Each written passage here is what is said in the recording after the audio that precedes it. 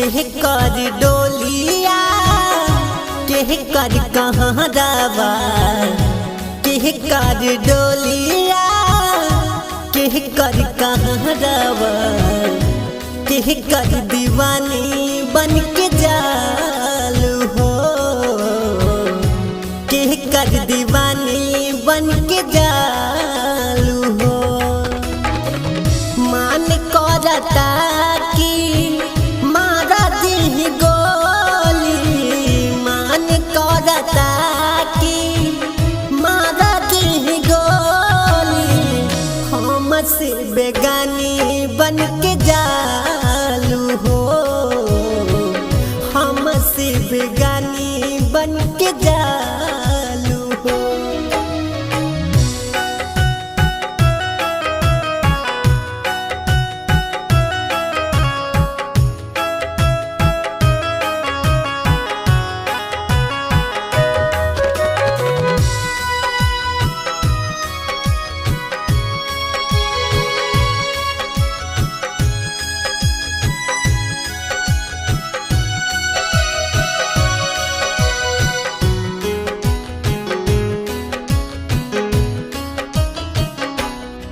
दिलवा सूखल बा जैसे पतैया हो प्यार से बढ़ के बुझलू रुपैया हो।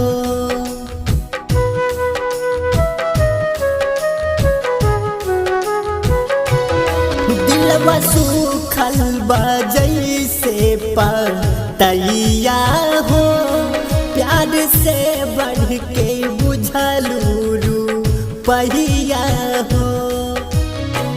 मन पागलाता कुछो ना बुझाता मन पागलाता कुछो ना बुझाता सपनों में तू ही भेटालू हो के कर डोलिया के कर कहाँ रवा के कर दीवानी बन के जालू हो हम से बेगानी बन के जालू हो।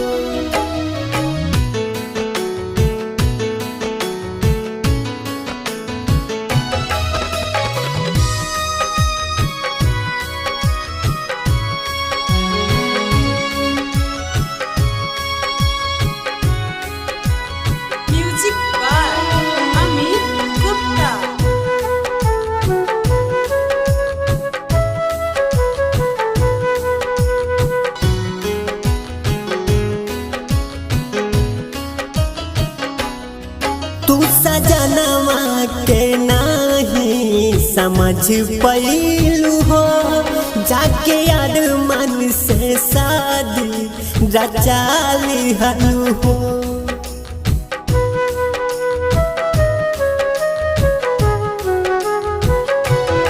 तू वीरेंद्र के नाही समझ पैलू हो जाके यार मन से शादी रचा लिहलू हो।